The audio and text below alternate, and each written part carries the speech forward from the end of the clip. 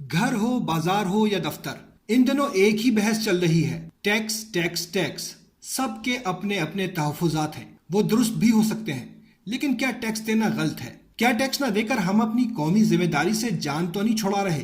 Tax देने से किसे फायदा होगा और अब तक जो टैक्स की अदायगी होती रही है उससे क्या तब्दीली आ गई? ये वो सवाल हैं जो यकीन टीवी के व्यूअर्स के दिमाग में गर्दिश कर रहे हैं। तो हम कोशिश करेंगे कि इस वीडियो में अपने व्यूअर्स के इन सवालों के जवाब दिए जाएं। सबसे पहले ये देख लेते हैं कि ये टैक्स आखिर है क्या चीज। हुकूमत किसी की भी हो, मुमलिकत का निजाम चलाने के लिए कसीर सरमाया दरकार होता है। ये रकम कहाँ से हासिल की जाती है? तो ये जानकर आप फख्र महसूस करेंगे कि आपकी जानिब से टैक्स की मद में की गई अदायगियों से ही रियासत के बेशतर मामला चलते हैं। हुकूमत के लिए टैक्स बाकायदा रेवेन्यू की हैसियत रखता है और सालाना इनकम की मद में टैक्स आते हैं। अखराजात की मद में सेहत, तालीम, सब्सिडीज, इंफ्रास्ट्रक्चर और कर्ज की अदायगी वगैरह होती है। पाकिस्तान में टैक्सों के बाकायदा निज़ाम के जरिए हासिल होने वाली आमदनी को हुकूमत अवाम की सहूलतों जैसे तालीम, सेहत, इंफ्रास्ट्रक्चर और मुख्तलिफ मदों की सब्सिडीज की सूरत में खर्च करती है।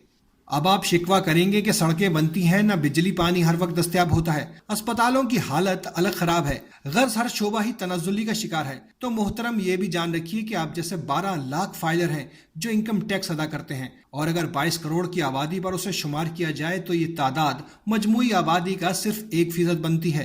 अब आप बताएं कि 22 करोड़ अफराद को सहूलतें फराहम करने के लिए महज 12 लाख अफराद के टैक्स से गुजारा कैसे मुमकिन है? ये कैसे मुमकिन है कि आप जैसा बाशऊर शहरी जो अपने हिस्से का टैक्स अदा करके जिम्मेदारी पूरी कर रहा है उसे सहूलतें भी तमाम ही मुयस्सर आ सकें? इसके लिए जरूरी है कि हर वो शख्स जो कमाता है वो इनकम टैक्स भी अदा करे। अमूमी बात की जाए तो बहैसियत कौम हम में बड़ी तादाद ना इनकम टैक्स देना चाहती है और ना ही अपने असासे जाहिर करना चाहती है। ऐसी सूरत में हर हुकूमत अपनी आमदन बढ़ाने के लिए इनडायरेक्ट यानी बिलवास्ता टैक्सों पर जोर देती है। हुकूमत कई तरह के टैक्स वसूल करती है। इसमें फेडरल टैक्स भी शामिल होता है जो 2 किस्म का होता है, डायरेक्ट और इनडायरेक्ट। डायरेक्ट टैक्स में इनकम टैक्स आता है।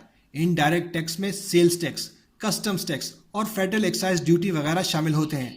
आमदनी पर लगने वाला टैक्स इनकम टैक्स कहलाता है। हुकूमत पाकिस्तान 5 मुख्तलिफ जराए से आमदनी हासिल करती है। तनख्वाह की मद में हासिल होने वाली आमदनी, प्रॉपर्टी से हासिल होने वाली आमदनी, किसी कारोबार से हासिल होने वाली आमदनी, शेयर की खरीदो फरोख्त से हासिल नफे पर आमदनी और दीगर जराए से हासिल होने वाली आमदन। यहाँ अहम बात जो हमें याद रखनी चाहिए कि बिलवास्ता टैक्स के आयद होने से इस्तेमाल की अशिया महंगी हो जाती हैं। इसका बोझ गरीब आवाम पर कहीं ज्यादा पड़ता है।